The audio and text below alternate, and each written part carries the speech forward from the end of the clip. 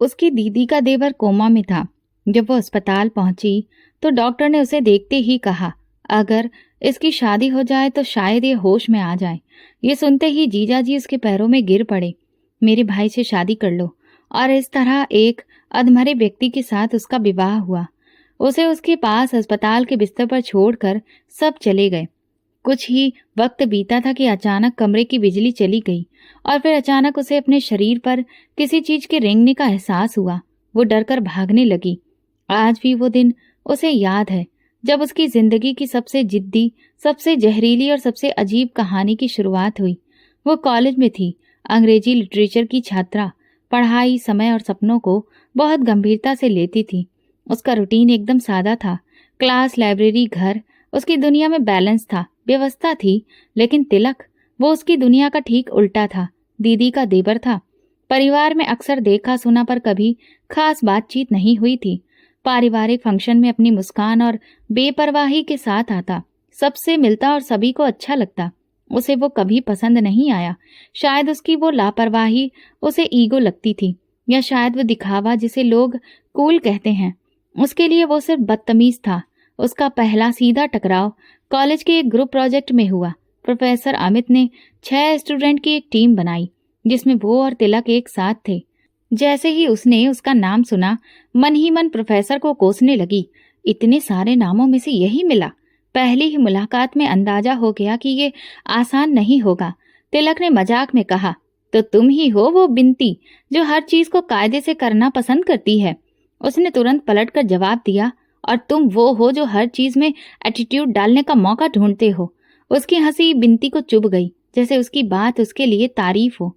Nice, उसने सिर्फ इतना कहा और चला गया। बिनती ने वो दिन दिमाग में नोट कर लिया। प्रोजेक्ट की पहली मीटिंग, पहला जहर। उसकी दीदी का ससुराल पास वाले गांव में था और दोनों गांव के पास एक ही कॉलेज था, इसलिए वो दोनों एक ही कॉलेज में पढ़ते थे। अगली सुबह जब वो सब लाइब्रेरी में मिले तो उसे पहले से अंदाजा था कि तिलक देर से आएगा। वही हुआ। जब बिनती ने समय पर ना आने की शिकायत की तो उसने लापरवाही से कहा, अरे रिलैक्स, प्रोजेक्ट है, जिंदगी नहीं। बिनती ने गंभीरता से कहा, तुम्हारे लिए जिंदगी आम हो सकती है, मेरे लिए ये नंबर मायने रखते हैं। उसने कहा, बहुत सीरियस हो तुम, कभी हंसती भी हो? बिनती ने तंग होकर कहा, हंसती हूँ, लेकिन बेकार बातों पर नहीं। ऐसा नहीं था कि वो हर बात पर उससे बहस करती। कई बार कोशिश की कि नजरअंदाज कर दे, लेकिन वो कुछ ऐसा कर देता कि अनदेखा करना नामुमकिन हो जाता। कभी क्लास में उसके नोट्स छीनकर पढ़ने लगता तो कभी ग्रुप चैट में बेहुदा मीम्स भेजकर सबको हंसाता, और बिनती को सिर्फ गुस्सा आता।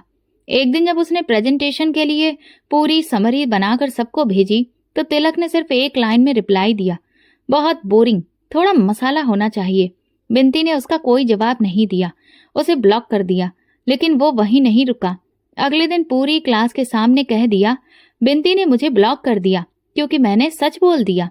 उसने अपनी नजरें झुका ली और चुपचाप अपने नोट्स की तरफ देखने लगी। उसके अंदर गुस्से की लहर दौड़ रही थी, लेकिन उसने खुद पर काबू रखा। कुछ दिन बाद पता चला कि उन्हें कॉलेज की ओर से एक ट्रिप पर एक साथ प्रेजेंटेशन देनी है, गांव के बाहर। वो झिझकी, लेकिन ना जाने मुमकिन नहीं था। ट्रिप पर जाने से एक रात पहले उसकी माँ ने कहा, तिलक भी जा रहा है ना? अच्छा है, शायद कुछ समझ आ जाए तुम्हें भी।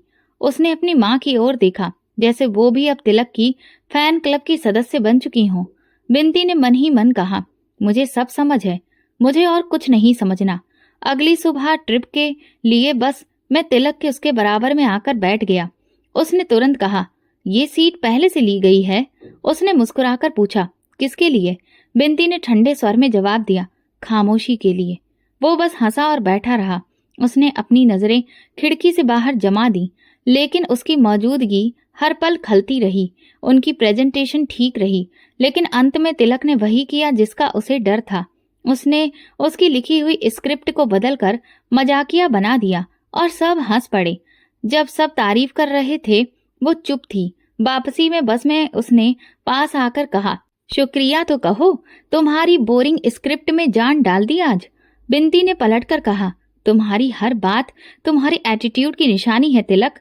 आज फिर साबित कर दिया कि तुम्हें मेहनत नहीं, सिर्फ अटेंशन चाहिए। उसकी हंसी इस बार अलग थी, हल्की मगर अजीब। तुम मुझे पसंद नहीं करती ना? बिल्कुल नहीं, बिंती ने तुरंत जवाब दिया। परफेक्ट। यही वो पल था जब उनके बीच नफरत की पहली ईंट रख दी गई थी और उसे नहीं पता था कि ये दीवार बनेगी या कोई बुनियाद। ट्रिप के बाद उन्होंने एक दूसरे को नजरअंदाज करना सीख लिया था। कॉलेज के दिन बीतते जा रहे थे, वो दोनों एक दूसरे से जितना हो सके दूर रहते, लेकिन किस्मत हर बार कोई ऐसा बहाना बना देती जिससे आमना सामना हो ही जाता। कभी कोई ग्रुप असाइनमेंट, कभी पारिवारिक फंक्शन, कभी कोई संयोग। घर के माहौल में कुछ और ही चल रहा था। प्रमिला बुआ और माँ की बातों में अब हर वक्त उसका और तिलक का नाम साथ साथ आने लगा था। तिलक को तुम्हारे हाथ की चाय बहुत पसंद है ना? माँ अक्सर मुस्कुराकर कहती। या फिर तुम दोनों एक जैसे हो, जिद्दी, इसीलिए एक दूसरे को झेल भी सकते हो। ऐसे जुमले बिनती के कानों में जहर घोल देते थे। हर बार बिनती कहती, माँ प्लीज, मैं और तिलक नामुमकिन, लेकिन माँ हंसती रहती, जैसे उसके इनकार में ही उन्हें हामी मिलती हो। एक बार दीदी जीजाजी ने दरिया किनारे एक पुराने फार्म हाउस पर पिकनिक का प्लान बनाया। बिनती ने मना किया, लेकिन उसकी माँ ने जोर देकर कहा, जिद छोड़ो, परिवार के साथ समय बिताना सीखो। वो मान गई, शायद कुछ शांति मिल जाए। लेकिन वहां पहुंचते ही सबसे पहला चेहरा जो दिखा वो तिलक था। जीन्स, सफेद टी शर्ट, आंखों पर सन ग्लासेस। वो सबसे अलग दिखता था, जैसे किसी और ही दुनिया का हो। पिकनिक के दौरान बिनती ने कोशिश की कि खुद को बाकी लोगों के साथ व्यस्त रखे, बोटिंग, खाना, हंसी मजाक, लेकिन तिलक बार बार सामने आता। कभी कोई टिप्पणी कर जाता, कभी उसके चुप रहने पर तंज भरी मुस्कान दे जाता। एक मौके पर सबने मजाक में कहा, बिनती और तिलक परफेक्ट जोड़ी, एक गरम एक तेज। सब हंस पड़े। बिनती ने झुंझलाकर कहा, ये जोड़े बनाने की नौटंकी बंद करो। तिलक ने तुरंत कहा, बिल्कुल ठीक कह रही हो, वैसे भी कुछ चीजें जोड़ी की नहीं सजा की होती हैं। उसका इशारा बिनती की तरफ था। सब चुप हो गए। उसी शाम बिनती की माँ और प्रमिला बुआ ने मिलकर बात छेड़ दी। देखो, हमने सोच लिया है, तिलक और बिनती की बात आगे बढ़ाएंगे। पापा खामोश थे, लेकिन माँ लगातार बोले जा रही थी। सिर्फ नफरत से कोई फैसला नहीं होता, मोहब्बत समय के साथ आ जाती है। उसने गुस्से में कहा, माँ, क्या आप लोग मेरी जिंदगी को मजाक समझते हैं? प्रमिला बुआ ने बात संभालते हुए कहा, बस एक रिश्ता है, देखने में क्या हर्ज है। वो चुपचाप कमरे से निकल गई। दरवाजा बंद करके खुद से सवाल करने लगी, क्या ये लोग मुझे इंसान नहीं समझते? क्या मेरी इच्छा की कोई अहमियत नहीं? अब वो अपनी अपनी जिंदगियों में व्यस्त थे। वो कॉलेज की अंतिम असाइनमेंट्स और थीसिस में उलझी हुई थी और सुना था कि तिलक ने किसी निजी कंपनी में नौकरी शुरू कर दी थी। उनके बीच अब कोई संपर्क नहीं था, न बातचीत, न मेलजोल। लेकिन जैसे किस्मत को उन्हें फिर से आमने सामने लाने की जिद थी। कई महीनों बाद पहली मुलाकात नानी के घर हुई। उनकी तबीयत बहुत खराब हो गई थी और पूरा परिवार वहां पर एकत्रित हुआ था। तिलक दीदी को लेकर आया था। जीजाजी बिजी थे, इसीलिए विनती खामोशी से नानी के पांव दबा रही थी। जब तिलक कमरे में दाखिल हुआ, उसने नजर तक नहीं उठाई, लेकिन उसकी आवाज फौरन पहचान ली। वो सबसे मिलता रहा और अंत में नानी के सिरहाने बैठ गया। नानी ने उसका हाथ पकड़ा और तिलक की ओर इशारा करते हुए कहा, ये दोनों कितने बड़े हो गए, वक्त कितना बदल गया है ना? तिलक हल्के से मुस्कुराया। बिनती खामोशी से नानी के पांव चादर में समेटकर कमरे से बाहर निकल आई। कुछ ही दिन बाद प्रमिला बुआ की शादी की सालगिरह थी। एक बड़ा समारोह रखा गया था। बिनती ने अपनी तरफ से भरपूर कोशिश की कि इस फंक्शन में ना जाए, लेकिन उसकी माँ ने साफ कह दिया, सब जाएंगे, तुम्हें भी चलना है। वो मजबूरी में तैयार हुई। सीधा सादा ड्रेस। समारोह में पहुंचते ही सब लोग बातचीत और हंसी मजाक में व्यस्त थे। प्रमिला बुआ को तिलक बहुत पसंद था। उन्होंने उसे भी बुलाया था। बिनती एक कोने में चुपचाप बैठ गई। तिलक एक समूह के साथ खड़ा होकर मुस्कुरा रहा था। अचानक उसकी नजर उस पर पड़ी और देखा कि वो भी उसकी तरफ देख रहा था। नजरें मिली, मगर ना कोई इशारा, ना मुस्कान, बस खामोशी। तभी बिनती की बुआ का बेटा अविनाश उसके पास आया और हंसते हुए बोला, बिनती, तिलक को तुम्हारी फैशन सेंस का बड़ा शौक है, हर बार कुछ ना कुछ कमेंट करता है। उसने हैरानी से उसकी तरफ देखा। कमेंट? किस हक से? वो मुस्कुरा दिया। यही तो बात है, तुम्हारी बेबाकी, तुम्हारा स्वभाव। सबको लगता है तुम दोनों के बीच कुछ है। उसने थकी सी आवाज में कहा, कुछ नहीं है और कुछ था भी नहीं, बस खामोश रहो। वापसी पर सब एक साथ ग्रुप फोटो के लिए जमा हुए। किसी ने कहा, चलो एक यंग ग्रुप की फोटो हो जाए। वो झिझकी, मगर सबने जोर देकर कहा, तुम भी आओ ना। जैसे ही वो जाकर खड़ी हुई, तिलक उसके बराबर में आ गया। कोई और जगह बची ही नहीं थी। कैमरा सेट हो रहा था कि तिलक ने धीमे से कहा, रिलैक्स, तुम्हारी इज्जत का जनाजा नहीं निकालूंगा यहाँ खड़े होकर। उसने कुछ ना कहना बेहतर समझा, लेकिन जब कैमरे की फ्लैश चमकी, उसने जानबूझकर एक कदम पीछे खिसक कर तस्वीर से खुद को अलग कर लिया। और उसे यही चाहिए था, अलग दिखना। ये सब छोटे छोटे पल थे जो बाहर से सामान्य लगते थे, मगर उसके भीतर एक छुपा हुआ गुस्सा, एक घुटन, एक पुरानी जलन को फिर से ताजा कर जाते थे। तिलक जानता था कि कब कहाँ वार करना है, कब बात को मजाक में लपेटना है और कब खामोशी में पूरी बात कह देनी है। और बिनती हर बार कोशिश करती कि उसकी बातों को नजरअंदाज कर दे, मगर वो हर बार उसकी चुप्पी को चुनौती बना देता। एक दिन बिनती की माँ ने कहा, तिलक अब बहुत संजीदा हो गया है, अच्छा कमाता है, शायद तुम दोनों की जोड़ी बन ही जाए। उसने गुस्से में दरवाजा बंद कर दिया और कहा, क्या मेरी जिंदगी का कोई और मकसद नहीं है?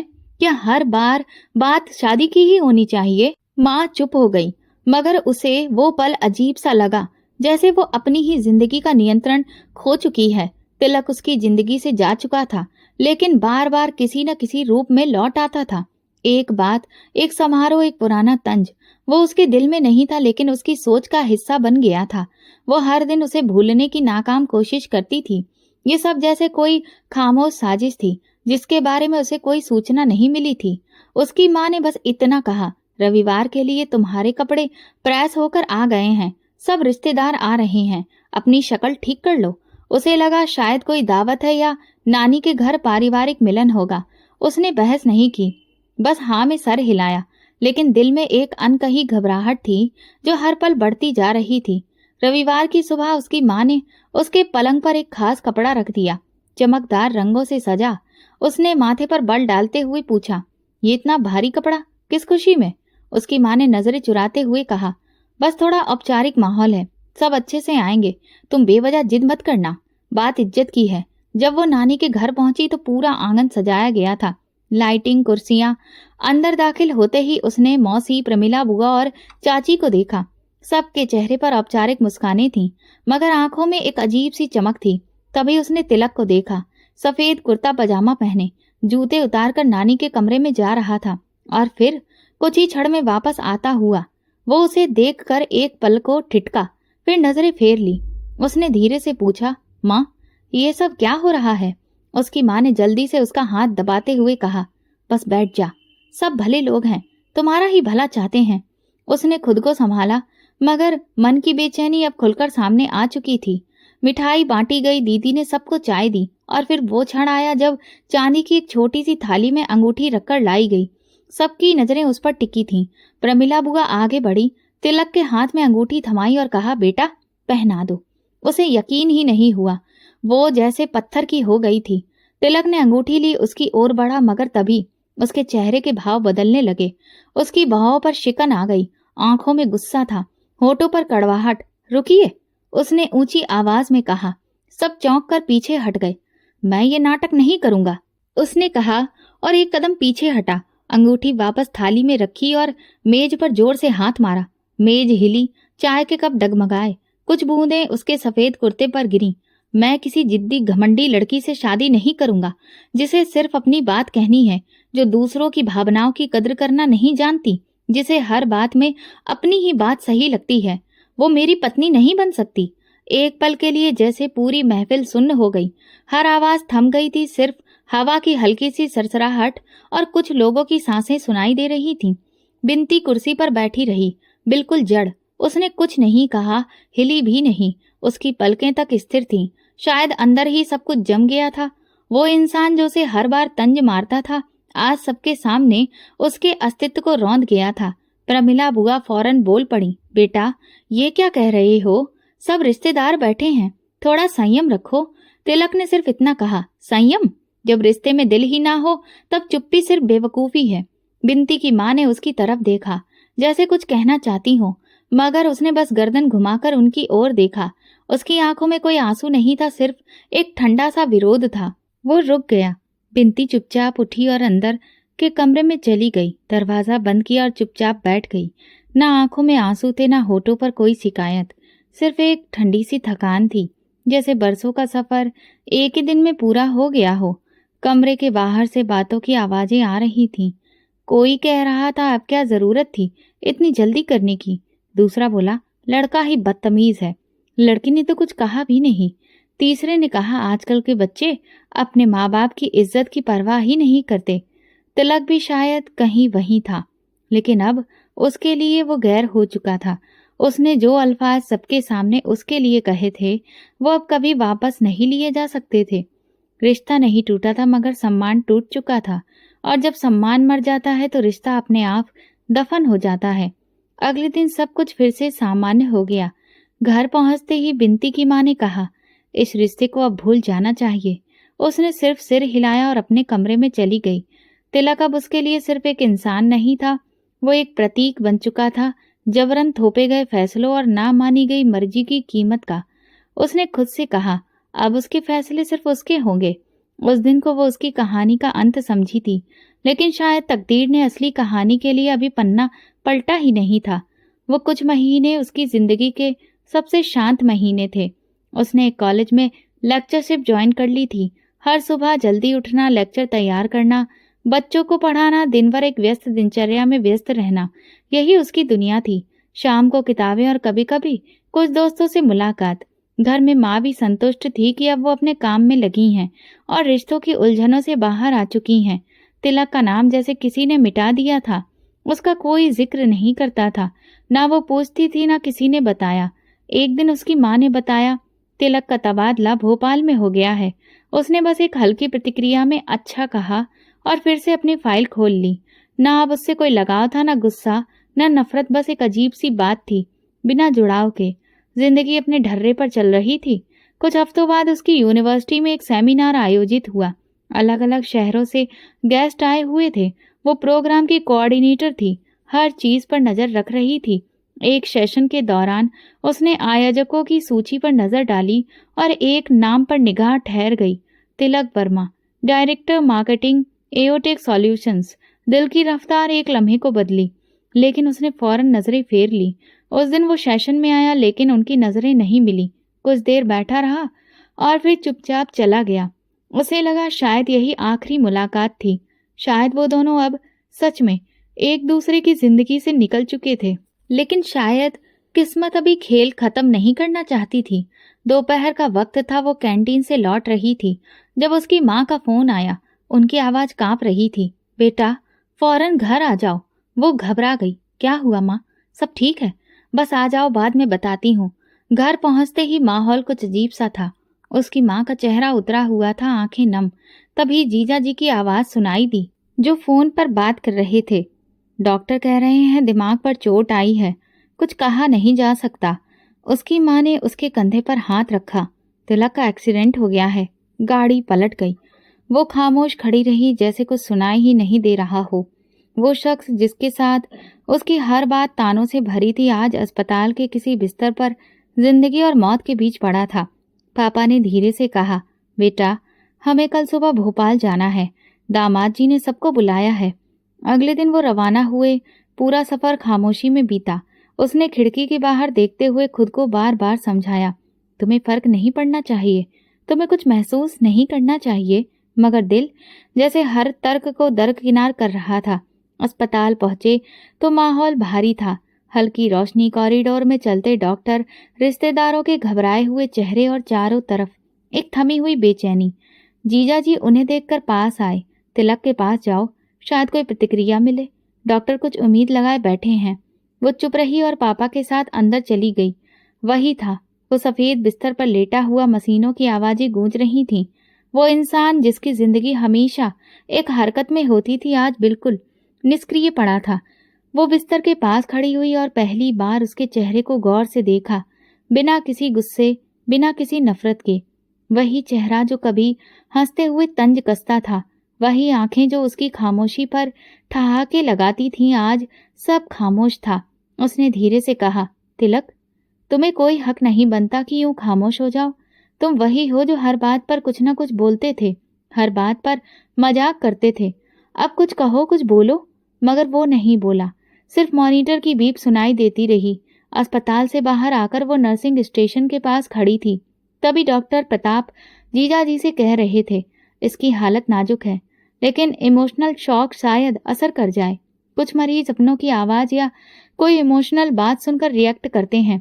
हमें कोई ऐसा जज्बाती झटका चाहिए जो इसे वापस जिंदगी की ओर खींच सके। जीजाजी ने पूछा, आपका मतलब क्या है? डॉक्टर ने गंभीर स्वर में कहा, कभी कभी विवाह जैसे रिश्ते का ऐलान या कोई इमोशनल पॉइंट किसी पेशेंट को होश में वापस ला सकता है। जीजाजी चुप हो गए और वो थोड़ी दूरी पर खड़ी सब सुन रही थी। शायद अभी कोई फैसला नहीं हुआ था, लेकिन उसके भीतर एक अजीब सी बेचैनी ने घर कर लिया था। जिस व्यक्ति को उसने अपनी जिंदगी से निकाल फेंका था, शायद अब वही उसके भविष्य की लकीर बनने वाला था। उसे उस वक्त ये नहीं मालूम था कि आने वाले दिनों में उसकी जिंदगी कौन सा तूफान लेकर आने वाली है, लेकिन इतना जरूर समझ चुकी थी कि सुकून के वो कुछ लम्हे जो उसने बड़ी मुश्किल से कमाए थे अब खत्म हो चुके हैं। अस्पताल की वो लंबी सी गैलरी किसी सुनसान रास्ते की तरह खामोश थी, जैसे वहां वक्त भी ठहर गया हो। वो 2 दिन से भोपाल में ही थे। अस्पताल के पास ही एक छोटा सा गेस्ट हाउस था जहां रातें कट रही थीं। हर सुबह जल्दी अस्पताल पहुंचते, दिन वार्ड के बाहर बेचैनी में गुजरता और रात को थक कर लौटते। तिलक की हालत में कोई खास सुधार नहीं था, न आंखों में कोई हरकत, न शरीर में कोई प्रतिक्रिया। नर्स ने एक दिन बताया कि पिछले 12 घंटे से उसका ब्लड प्रेशर भी स्थिर नहीं है। तीसरे दिन जब वो अस्पताल पहुंचे तो जीजाजी का चेहरा फीका और आंखें सूजी हुई थीं। उन्होंने पापा को एक और बुलाया। वो थोड़ी दूरी पर थी, लेकिन उनकी आवाज़ साफ सुनाई दे रही थी। डॉक्टर कह रहे हैं कि अगर कोई इमोशनल शॉक मिले तो तिलक में रिएक्ट कर सकता है। पापा ने सवालिया निगाहों से देखा। क्या मतलब? जीजाजी की आवाज़ कांप रही थी। कोई ऐसा पल, कोई ऐसा रिश्ता जो इसके दिल से जुड़ा हो, उसे वापस खींच सकता है। पापा थोड़ी देर चुप रहे, लेकिन जीजाजी ने बात आगे बढ़ाई। डॉक्टर की सलाह है कि अगर उसी लड़की से तिलक का विवाह हो जाए जो उसके दिल के करीब थी, तो शायद वो कुछ महसूस कर सके। हो सकता है वो सुन रहा हो। उसके पैर जैसे जमीन में जम गए। वो वहीं की वहीं खड़ी रह गई, जैसे धरती ने जकड़ लिया हो। लगा शायद वो कुछ गलत सुन रही है या ये सब एक भ्रम है। मगर जब जीजाजी ने अगला वाक्य कहा तो भ्रम की कोई गुंजाइश नहीं बची। बिनती, वही उसके दिल के सबसे करीब थी। अगर उससे विवाह हो जाए तो सिर्फ रजिस्टर्ड मैरिज, जो शायद कुछ बदल सकता है। उसने फौरन पापा की तरफ देखा। उनका चेहरा बिल्कुल शांत था, मगर आंखों में कोई भीतरी संघर्ष साफ झलक रहा था। उनकी जुबान पर ताले थे, लेकिन मन के भीतर जैसे विचारों की आंधी चल रही थी। जब वो कमरे में दाखिल हुई तो सबकी निगाहें उसकी ओर उठ गईं। माँ, प्रमिला बुआ, जीजा जी, नर्स, सब एक अजीब सी चुप्पी में डूबे हुए थे। दीदी घर पर थी और वो बिल्कुल जीजा जी के हिसाब से ही चलती थी। उनसे कुछ कहने का कोई फायदा भी नहीं था। वो एक कुर्सी पर बैठ गई। तभी डॉक्टर कुछ रिपोर्ट्स लेकर अंदर आया। अभी तिलक की हालत नाजुक है। वाइटल्स बहुत कमजोर हैं। हम कुछ निश्चित नहीं कह सकते, लेकिन हम एक आखिरी मेंटल ट्रीटमेंट करना चाहते हैं, अगर आपकी परमिशन है। जीजा जी ने उसकी तरफ देखा, फिर पापा की ओर मुड़े। मैं जानता हूँ ये अचानक हो रहा है, लेकिन हमारे पास समय नहीं है। सिर्फ एक रजिस्टर्ड मैरिज, बस एक ऐलान। शायद उसका दिल कुछ महसूस करे। बिनती की माँ ने धीमे स्वर में पूछा, उसके बाद क्या होगा? डॉक्टर ने कंधे उचकाए। कुछ भी हो सकता है। वो जाग सकता है या नहीं भी। हम केवल एक आखिरी प्रयास करना चाहते हैं। उसके पापा ने चुपचाप उसकी ओर देखा। उनकी आंखों में कोई दबाव नहीं था, कोई आदेश नहीं, बस एक विनम्र आग्रह था, एक निवेदन जो शब्दों में नहीं था लेकिन पूरी तरह महसूस हो रहा था। तिलक जीजाजी का इकलौता भाई था। जीजाजी के लिए बहुत अनमोल था, क्योंकि उनके परिवार में सिर्फ 3 लोग थे, दीदी, जीजाजी और तिलक। और जीजाजी अब अपने भाई को खोना नहीं चाहते थे। वो भी बिनती को उम्मीद की नज़र से देख रहे थे। उसकी जुबान बंद रही। वो होठ पीछे बैठी रही, ना कोई जज्बात, ना इनकार। दोपहर को सब इंतजाम पूरे कर दिए गए। एक नर्स ने उसे दुपट्टा पकड़ा दिया। उसको माँ ने खामोशी से वो दुपट्टा उसके सिर पर रख दिया। उसी पल उसने पहली बार खुद को किसी और की जिंदगी में कदम रखते महसूस किया, जैसे उसकी पहचान, उसकी मर्जी अब उसके बस में नहीं रही। एक मैरिज रजिस्टर्ड करने वाले अधिकारी, उसके साथ 2 लोग और थे। उसके पास बैठकर उन्होंने कागजों पर उसके सिग्नेचर करवाए और तिलक का अंगूठा लगवाया। गवाहों के तौर पर उसके पापा और जीजा जी ने सिग्नेचर किए। विनती को ऐसा लगा जैसे कोई सपना चल रहा हो। दूर कहीं से आती आवाजें। सबका चेहरा किसी बोझ तले झुका हुआ था। उसे तिलक के बिस्तर के पास बैठा दिया गया। नर्स बोली, हाथ थाम लीजिए, कभी कभी स्पर्श से भी प्रतिक्रिया मिलती है। उसने हल्के से उसकी उंगली छुई जैसे कांच हो। वही हाथ जो कभी किसी मजाक पर मेज पर मुक्का मारता था, आज बेकार पड़ा था। उसकी नब्ज चल रही थी। मॉनिटर एक ही लय पर बीप कर रहा था। ना कोई हलचल, ना कोई संकेत। 5 मिनट गुजरे, फिर 10। सब कुछ वैसा ही रहा। डॉक्टर ने आकर कहा, शायद समय लगे, आप चाहें तो जा सकती हैं। वो उठी और कमरे से बाहर निकल आई। उसकी माँ ने उसका हाथ पकड़कर हल्के से दबाया। तुमने बहुत हिम्मत दिखाई। उसने कुछ नहीं कहा, बस जाकर कुर्सी पर बैठ गई और दरवाजे की तरफ देखती रही। किसी ने उससे ये नहीं पूछा कि वो क्या चाहती है। शायद इसलिए कि अब किसी को फर्क ही नहीं पड़ता था, या शायद अब सचमुच फर्क पड़ना बंद हो गया था। वो दिन पूरी खामोशी में गुजरा। तिलक ने आंख नहीं खोली। उसने आवाज नहीं निकाली और सबने मान लिया कि शादी हो चुकी है, चाहे औपचारिक हो या भावनात्मक। लेकिन उसके दिल में एक सवाल हथौड़े की तरह गूंजता रहा। क्या वो सचमुच उसकी पत्नी है, या सिर्फ एक कोशिश, एक प्रयोग? सुबह की तेज रोशनी आंखों पर जबरन उतर रही थी। वो गेस्ट हाउस के कमरे में बैठी थी। दुपट्टा अभी भी उसके कंधों पर था। उसकी माँ ने आकर बस इतना कहा, चलो बेटा, डॉक्टर ने कहा है तुम कुछ देर तिलक के पास बैठो। उसने बेआवाज अंदाज में सिर हिला दिया। दिल भारी था, मगर कदम अपने आप उठ रहे थे, जैसे उसके शरीर का नियंत्रण किसी और के हाथ में हो। अस्पताल की गलियों में हल्की चहल पहल थी, लेकिन कमरा नंबर 112 के बाहर एक अजीब सा सन्नाटा पसरा हुआ था। अंदर गई तो वही दृश्य, वही बेजान सा शरीर, वही मशीनों की बीप, वही ठहरी हुई हवा। नर्स ने खामोशी से दरवाजा बंद किया। उसे लगा जैसे वो किसी परीक्षा में दाखिल हो गई है। वो सोफे पर बैठने की बजाय पास रखे स्टूल पर बैठ गई। कमरे में सिर्फ 2 रोशनी थी, एक मॉनिटर की नीली चमक और दूसरी खिड़की से आती धूप की किरण। उसने तिलक का हाथ फिर से छुआ, लेकिन इस बार जैसे भीतर कुछ पिघल गया। तुम्हें पता भी है तुम्हारे नाम पर क्या कर डाला गया है? उसने फुसफुसाकर कहा, सिर्फ इसलिए कि शायद तुम्हारी पलकों में कोई हरकत आ जाए। वो चुप था, जैसे हमेशा से रहा हो। थोड़ी देर बाद नर्स फिर आई। आपको थोड़ी देर अकेले रखा जाएगा, बाकी सब नीचे वेटिंग एरिया में हैं। हम पास ही हैं, जरूरत हो तो बुला लीजिए। उसने धीमे से जवाब दिया, जी। दरवाजा बंद हुआ। कमरे की खामोशी अब और भी गाढ़ी हो चुकी थी। उसने दीवार की तरफ देखा, फिर मॉनिटर की बीप पर ध्यान दिया। मन में वही लफ्ज गूंजते रहे, शादी। क्या ये शादी थी? एक औपचारिक घोषणा, 2 गवाह, एक खाली कमरा और एक बेहोश मरीज।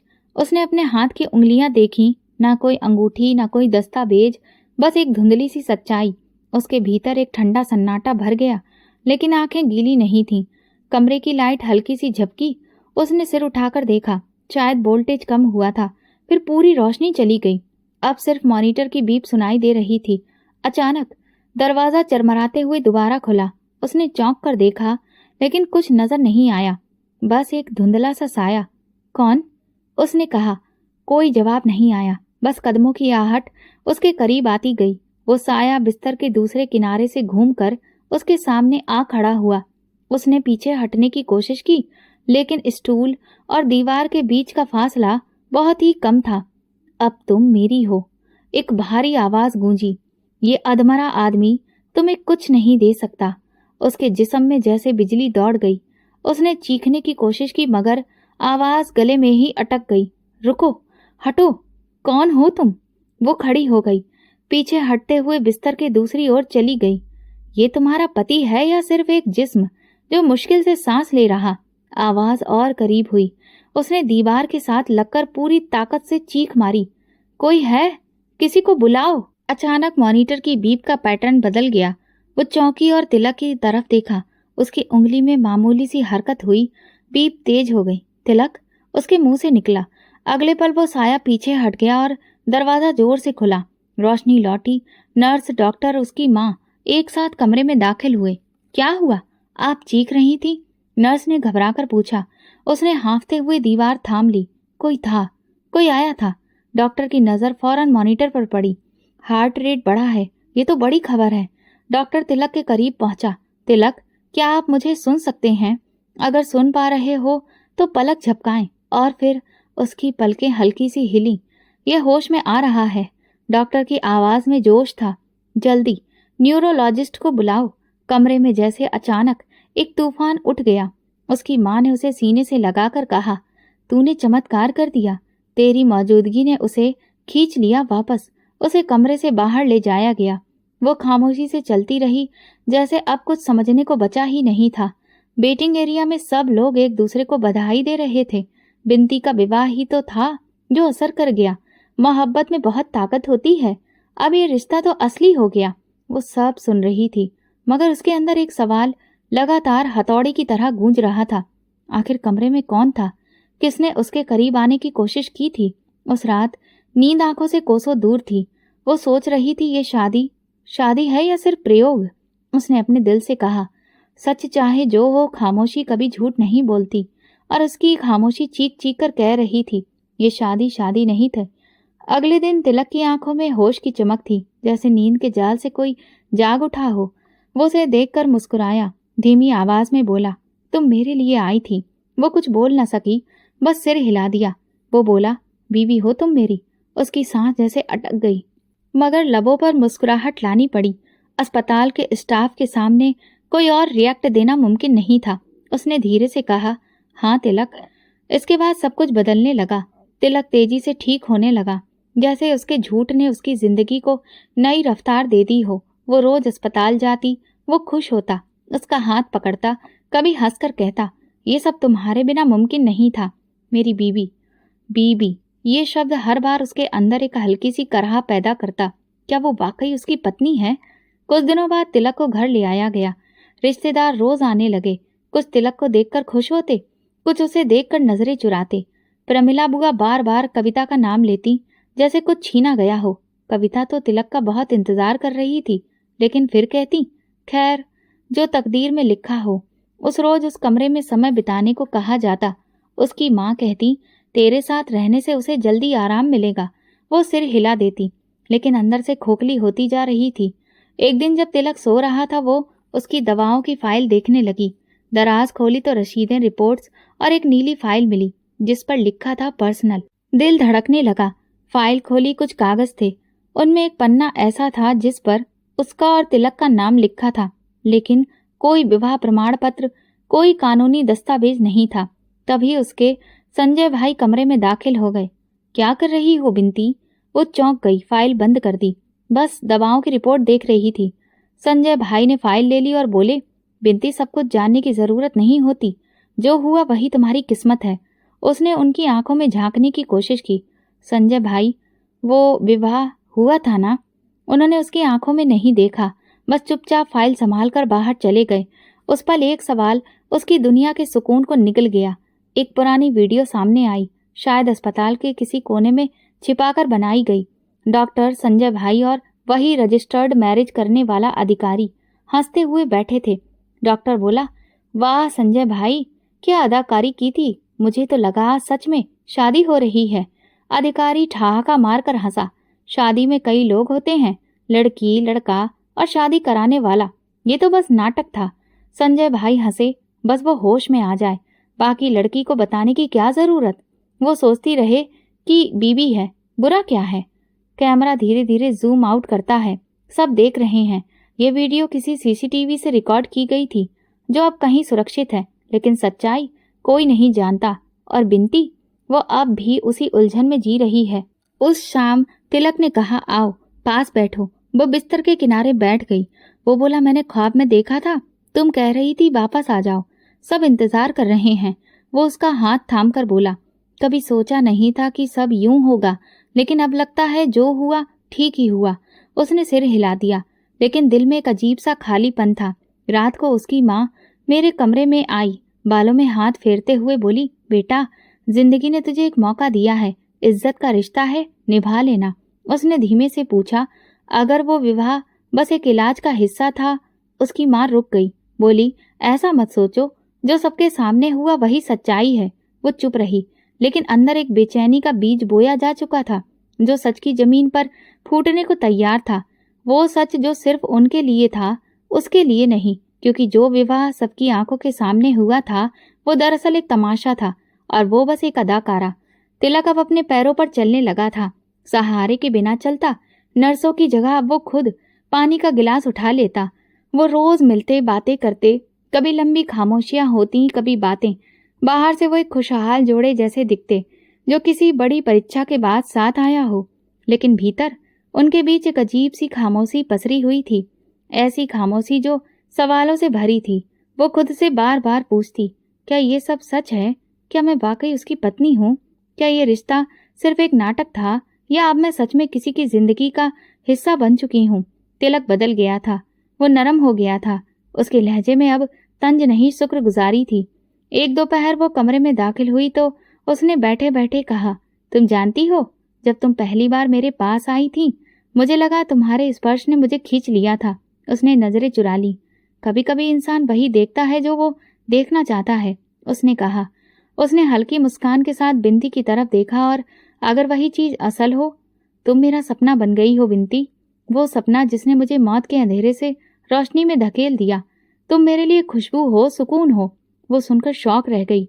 उसकी आंखों में जो शुक्रगुजारी थी, उसमें अब एक मोहब्बत की नरमी भी थी, वो नरमी जो सिर्फ सच्चे जज्बात से आती है। वो बाहर लॉन में बैठ गई, पेड़ों की छांव के नीचे। उसने आंखें बंद कर लीं और दिल ही दिल में कहा, अगर ये रिश्ता झूठ है तो उसके दिल में ये सच क्यों जाग रहा है? वो रात बेचैनी में कटी। नींद आई तो ख्वाब में खुद को फिर उसी कमरे में पाया। विवाह के झूठे दृश्य पलटते रहे। अधिकारी की हंसी, डॉक्टर की खामोशी, संजय भाई की आंखों में छिपी झिझक। वो चीख उठी और पसीने से भीगी हुई उठ बैठी। सुबह नाश्ते के वक्त तिलक ने उससे कहा, मैं चाहता हूँ हम इस रिश्ते का सार्वजनिक ऐलान करें। उसके हाथ रुक गए। नाश्ता थाली में ही रह गया। सबको पता चले कि तुम मेरी हो, हमेशा के लिए। उसके दिल में एक उम्मीद जागी, मगर साथ ही एक डर भी। क्या ये प्रेम है या वो जिम्मेदारी जो किसी ने उस पर डाल दी? उसने धीरे से कहा, तिलक, कभी कभी हम वो कुछ मांग लेते हैं जिसकी बुनियाद ही नहीं होती। उसने उसकी तरफ देखा। मैं जो महसूस करता हूँ वही मेरी बुनियाद है। तुम मेरे लिए बस साथ गुजारे हुए लम्हे नहीं हो, मेरी पूरी जिंदगी हो। वो चुप रही। उस रात फिर वही सवाल सामने आ गया। अगर ये झूठ है तो उसके दिल में ये यकीन क्यों पनप रहा है? मोहब्बत धीरे धीरे अपनी जगह बना रही थी, लेकिन जैसे ही रोशनी कमरे में दाखिल होने लगती, दरवाजे पर अंधेरे की आहट आ जाती। एक शाम प्रमिला बुआ उसकी माँ के सामने खड़ी थी। चेहरे पर वही बनावटी मुस्कान, लेकिन आंखों में तड़प साफ झलक रही थी। भाभी, तिलक की शादी का फैसला मैं पहले ही कर चुकी हूँ, और वो फैसला कविता है, मेरी बेटी, मेरी इज्जत। उसकी माँ कुछ कहने ही वाली थी कि वो कमरे में आ गई। प्रमिला बुआ, विवाह हो चुका है, तिलक अब किसी और का नहीं हो सकता। उनका चेहरा सुर्ख हो गया, जैसे किसी ने उनके अहम पर चोट की हो। क्या? विवाह? कहाँ हुआ? कौन सा अधिकारी? कौन से गवाह? वो चुप रही। उनकी आवाज और बुलंद हुई, सिर्फ कागज पर साइन करने से विवाह नहीं होता। गवाह कहाँ थे? सबूत? दस्तावेज? उसकी सांसें रुकने लगी। आप कहना क्या चाहती हैं? उन्होंने तंज भरी हंसी हंसी। तुम सिर्फ एक दिखावा हो, एक तमाशा, जिसे बीमार लड़के को होश में लाने के लिए लगाया गया था। तुम कोई पत्नी नहीं हो, सिर्फ एक जरिया हो। वो बोली, आप तो खुद चाहती थी कि तिलक और मेरी शादी हो जाए, फिर अब ये सब क्यों? प्रमिला बुआ बोली, उस वक्त मुझे नहीं पता था कि मेरी बेटी उसे पसंद करती है। जब तिलक ने तुम्हें शादी से इनकार किया, तब मेरी बेटी ने बताया कि वो तिलक को पसंद करती है और उससे शादी करना चाहती है। मैंने तो उसी दिन से सोच लिया था कि तिलक की शादी अब मेरी बेटी के साथ होगी। वो कमरे से बाहर निकल गई, लेकिन विनती के दिल में कुछ टूट चुका था। शायद वो जानती थी, लेकिन उस सच को किसी के मुंह से सुनने का दर्द कुछ और होता है। उस रात एक और वाकया सामने आया। एक बंद कमरा जहां जीजा जी, रजिस्टर्ड मैरिज अधिकारी और प्रमिला बुआ आमने सामने खड़े थे। अधिकारी गुस्से से बोला, आप लोगों ने कहा था कि बस शादी की तरह एक दिखावा करना है, अब क्या समस्या है? प्रमिला बुआ बोली, समस्या ये है कि वो लड़की अब हमारे काबू में नहीं रही। वो तिलक के दिल में घर कर चुकी है। जीजा जी ने धीमी आवाज में कहा, मैंने खुद देखा है, वो बदल गया है। उसके चेहरे पर वही रोशनी है जो प्रेम से आती है। अधिकारी ने दांत भींचते हुए कहा, तो अब क्या मैं जाकर कहूँ कि विवाह हुआ ही नहीं था? आपने खुद कहा था ये सब एक नाटक है, अब भुगतो इसे। प्रमिला बुआ का चेहरा जैसे जहर से भर गया। ये लड़की अब समस्या बन चुकी है। बिनती को अभी सच्चाई नहीं मिली थी, लेकिन झूठ की नींव डगमगाने लगी थी। और प्रेम, वो तो चुपचाप अपना रास्ता बना रहा था, चाहे झूठ के महल में ही क्यों ना हो। सुबह का दृश्य अजीब था। सभी घर में गहरे सन्नाटे में तैयारियों में जुटे थे। कविता पूरे जेवर साड़ी और आत्मविश्वास के साथ घर में दाखिल हुई थी, जैसे जो उसका हक था वो आज वापस मिलने जा रहा हो। प्रमिला बुआ ने सबको आदेश देते हुए कहा, आज शाम तिलक और कविता की रस्म है। चंद खास मेहमान बुलाए गए हैं, सिर्फ अपने लोग। बिंती ने कुछ नहीं कहा, चुपचाप रसोई में जाकर बर्तन धोना शुरू कर दिया। हाथ अपने आप चल रहे थे, लेकिन दिमाग में बस एक ही सवाल गूंज रहा था, क्या उसकी खामोशी उसके अस्तित्व को मिटा देगी?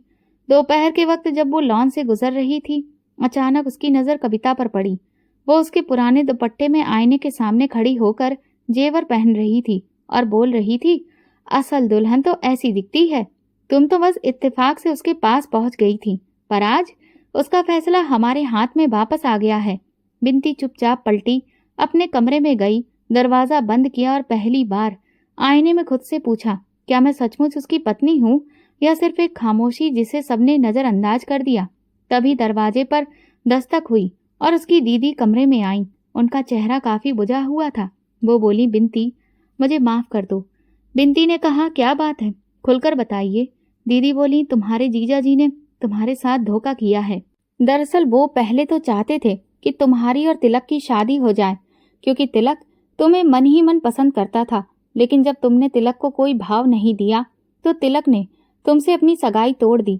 उसी दिन प्रमिला बुआ को पता चला कि उनकी बेटी तिलक से प्यार करती है, तो वो काफी खुश हुई और उन्होंने तुम्हारे जीजा जी से कविता से शादी के लिए तिलक की बात की। जीजा जी ने पहले तो कहा कि वो तिलक से पूछकर बताएंगे, लेकिन फिर प्रमिला बुआ ने उन्हें दहेज में मोटी रकम देने को कहा, जिससे वो इस शादी के लिए तैयार हो गए। लेकिन कुछ ही दिनों बाद तिलक का एक्सीडेंट हो गया और वो कोमे में चला गया। उसे होश में लाने के लिए तुम्हारे जीजा जी ने तुम्हारा इस्तेमाल किया, क्योंकि डॉक्टर ने उन्हें बताया था कि तिलक को कोई इमोशनल शॉक देना है। जीजा जी जानते थे कि तिलक तुमसे प्यार करता है और कहीं ना कहीं उसके मन में तुम आज भी हो। उन्होंने इसी बात का फायदा उठाया और तुम्हारी झूठी शादी करवाई, जिससे तिलक होश में आ जाए। प्रमिला बुआ और जीजा जी ने मिलकर पहले ही तय कर लिया था कि जब तिलक होश में आ जाएगा तब वो कविता और तिलक की शादी करवा देंगे। और तुमने बताया था कि अस्पताल में जब तुम तिलक के साथ कमरे में बैठी हुई थी, तब कोई साया कमरे में आया था जिसने तुम्हारे करीब आने की कोशिश की थी। तो वो कोई और नहीं, तुम्हारे जीजा जी ही थे, क्योंकि डॉक्टर ने उन्हें ये करने को कहा था, जिससे तिलक को शॉक लगे, क्योंकि सिर्फ तुम्हारे साथ शादी होने की वजह से वो कुछ खास रिएक्ट नहीं कर रहा था। वो डॉक्टर ने ही फिर बोला कि कुछ ऐसा सीन क्रिएट किया जाए जिस पर वो रिएक्ट करने पर मजबूर हो जाए। तभी वो कमरे में आए और उन्होंने तुम्हें डराने की कोशिश की, और ये तरीका सफल भी रहा। बिंती, तुम मुझे माफ कर दो। मैंने इस सब खेल में तुम्हारे जीजा जी के खिलाफ कुछ भी नहीं कहा, तुम्हें कोई सच नहीं बताया, क्योंकि तुम तो जानती हो कि मुझ में इतनी हिम्मत नहीं है कि मैं उनका विरोध कर सकूं। लेकिन तुम मेरी बहन हो और मैं तुमसे भी लगाव रखती हूँ, इसलिए मैंने तुम्हें आज ये सब सच बताया है, क्योंकि मैं जानती हूँ कि तिलक सच में तुमसे बेहद प्यार करता है और अब तुम भी तिलक को पसंद करने लगी हो। और मैं नहीं चाहती कि तुम्हारी शादी टूटे और तुम्हारा शादीशुदा जीवन बर्बाद हो जाए। तुम जो भी फैसला लेना सोच समझ कर लेना, बाकी हो सके तो अपनी बहन को माफ कर देना। और उसके बाद विंती की दीदी कमरे से चली गई। शाम से कुछ पहले वो मेहमानों के लिए ट्रे में शरबत लेकर बाहर निकली। जैसे ही ड्राइंग रूम के पास पहुंची, उसकी नजर तिलक पर पड़ी। वो दरवाजे के पास खड़ा उसकी तरफ देख रहा था। उसकी आंखों में वही खामोश सवाल था जो उसके दिल में कई दिनों से पल रहा था। उसने नजरें चुरा ली, लेकिन वो आगे बढ़ा। कविता एक तरफ हो गई और तिलक उसके सामने आ खड़ा हुआ। तुम क्या सोचती हो, मैं तुम्हें छोड़ दूंगा? उसकी आंखों में आंसू थे। उसने पहली बार उसका हाथ थाम लिया। कुछ लम्हे जैसे थम गए। उसे नहीं पता वो कब एक हो गए, कब उसने उसे सच मान लिया, कब वो उसके दिल में उतर गया। लेकिन अब जो भी है वो सच है। उसने विंती का हाथ और मजबूती से पकड़ा और कमरे के बीचों बीच जाकर सबके सामने ऐलान किया, मैं अपनी पत्नी को कभी नहीं छोड़ूंगा। ना भाई ना दुनिया मुझे रोक सकती है। अगर किसी को ऐतराज है तो अभी कह दे। ढेर सारी आंखें उन्हें देख रही थीं। कविता का चेहरा पीला पड़ गया था। प्रमिला बुआ ने उसका हाथ खींचा और उसे कमरे से बाहर ले गई। वो वहीं खड़ी रोती रही। ना किसी की बात सुनाई दी, ना कोई चेहरा याद रहा। बस वो एक पल, वो और तिलक एक ऐलान में बंधे हुए, लेकिन उसके भीतर एक सवाल अभी भी दफन था। क्या वो इस विवाह में सिर्फ मौजूद है या बंधी है? बाहर लॉन में प्रमिला बुआ कविता के कंधे पर हाथ रखकर कह रही थी, उस लड़की ने जादू कर दिया है कविता, तुम्हारी जगह छीन ली। विवाह नहीं सही, लेकिन दिल तो जीत लिया है। कविता की आंखों में नमी और होठों पर जलन थी। उधर अंदर एक नई उलझन ने जन्म ले लिया था। प्रेम ने रिश्ता जीत लिया था, लेकिन सच्चाई अभी भी उसके दिल में बंद थी। उस रात सब चुप थे, ना कोई आरोप, ना कोई बात, जैसे सबने अपने अपने दिल में कोई निर्णय ले लिया हो। कुछ सच्चे, कुछ झूठे और ढेर सारी चुप्पियां, सब मंजूर। तिलक उसके पास आया और धीरे से बोला, मैं तुम्हें अपने साथ ले जाना चाहता हूँ, सबके सामने। उसने धीरे से कहा, लेकिन हम तो पहले ही। वो मुस्कुराया, हाँ, लेकिन वो सब धुंधला था। अब मैं चाहता हूँ हम असल में एक हो जाएं, बिना नाराजगी, बिना धोखे, सिर्फ हम दोनों। उसने एक नीले रंग की फाइल उसके सामने रखी। ये देखो, असली विवाह प्रमाण पत्र, नए गवाहों के साथ। उसने फाइल खोली। सब कुछ साफ साफ लिखा था, उसका नाम, तिलक का नाम, गवाहों के दस्तखत और आज की तारीख। तिलक ने कहा, विनती, इस बार हम वो रिश्ता निभाएंगे जिसमें दोनों की रजामंदी और सच्चा इरादा हो। उसकी पलकें भीग गईं। उसने सर झुका लिया और धीरे से कहा, स्वीकार है। सब कुछ थम गया, जैसे समय ने भी उनकी बात सुन ली हो, जैसे दुनिया ने भी स्वीकार कर लिया हो कि जो कभी एक झूठ थी, आज वो प्रेम का सत्य बन चुका है। रात को वो अकेली कमरे में बैठी पुराने दिन याद कर रही थी। तंज, नफरत, झगड़े, वो नकली विवाह, सब जैसे एक सपना हो गया था। और फिर दिल में एक सवाल उठा, क्या वो उसे कभी बताएगी कि जो विवाह सबने सच माना वो असल में एक झूठ था? उसका दिल कहता था, नहीं, कुछ रिश्ते कागजों पर साबित नहीं होते, कभी कभी दिल की मोहर ही काफी होती है। तिलक को कभी ये मालूम नहीं पड़ा कि वो विवाह झूठा था, और उसने कभी बताया भी नहीं, क्योंकि ये रिश्ता अब किसी रस्म, किसी कागज, किसी गवाह का मोहताज नहीं था। ये रिश्ता दिल से स्वीकार किया जा चुका था, जो दुश्मनी से शुरू होकर अब जिंदगी का सबसे सच्चा साथ बन चुका था। विवाह तब नहीं होता जब रस्में होती हैं, असल विवाह तब होता है जब साथी को प्रेम के साथ मन से स्वीकार किया जाता है। जब कोई किसी को सच्चे मन से जीवन साथी स्वीकार लेता है तो वो एक दूसरे के जीवन साथी हो जाते हैं, जन्म जन्म के लिए। दोस्तों, परिवार को ये बात समझनी चाहिए कि जिनकी शादी हो रही है, शादी के लिए उनकी मर्जी का होना बेहद आवश्यक है। शादी जैसे फैसले में खिलवाड़ नहीं करना चाहिए, जबरदस्ती नहीं करनी चाहिए। जब परिवार लोगों पर शादी को लेकर जबरदस्ती करता है तो कई जिंदगियां खराब होने के चांस रहते हैं।